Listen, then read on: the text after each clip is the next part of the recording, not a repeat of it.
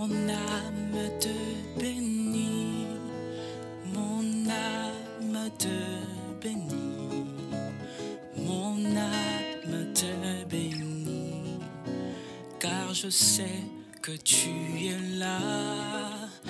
Mon âme te bénit, mon âme te bénit, mon âme te bénit, car je sais que tu es là.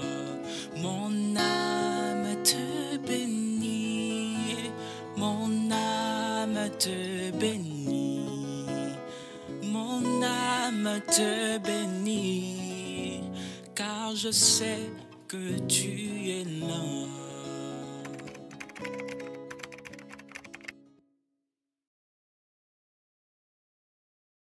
Shalom bien-aimés, la parole de Dieu nous recommande de nous approcher avec assurance au trône de grâce.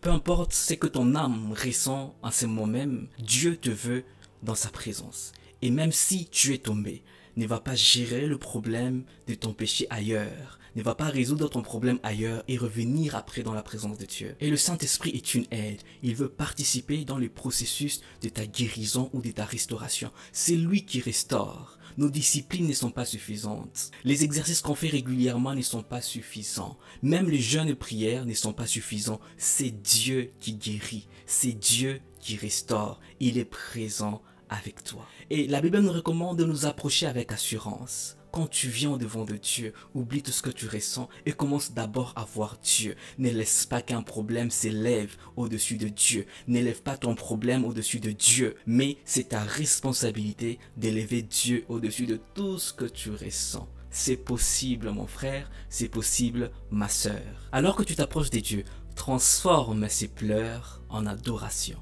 Transforme ses pleurs ou ses douleurs en louanges. J'en ai été inspiré par cet homme de David.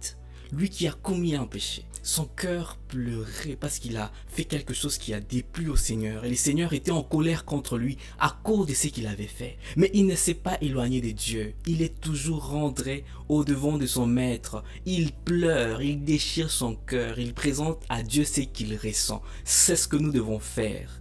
Que toutes circonstances de la vie, même les circonstances que le diable voulait utiliser pour te faire du mal ou pour te faire périr, utilise ces circonstances et adore ton Dieu. Dieu veut prendre la gloire même dans les mauvaises circonstances de ta vie. La Bible dit, rendre gloire à Dieu dans toutes circonstances. Dans le bonheur, rends gloire à Dieu. Dans le malheur, rends gloire à Dieu. Très souvent, on a du mal à rendre gloire à Dieu quand on passe par des moments difficiles. Mais c'est vraiment possible. Et quand tu es en train d'adorer Dieu, tu es en train de communier avec Dieu, à un moment présent, lui, c'est que tu ressens. Qu'est-ce que tu ressens au plus profond de ton cœur?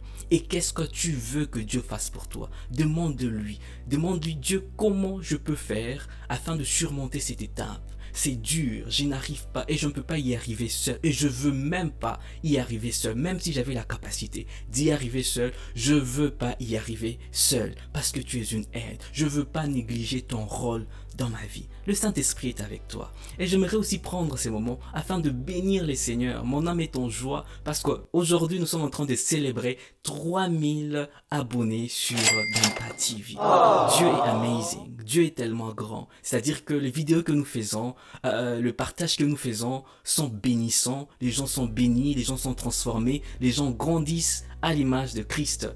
Et le vœu et le souhait de mon cœur est que tu grandisses à l'image de Christ. N'oublie pas que tu es un leader chaque jour. Partout où tu te trouves, Dieu est avec toi. Et un bon leader, c'est rendre gloire à celui qui l'a rendu leader. On se revoit la semaine prochaine avec une nouvelle vidéo. Merci.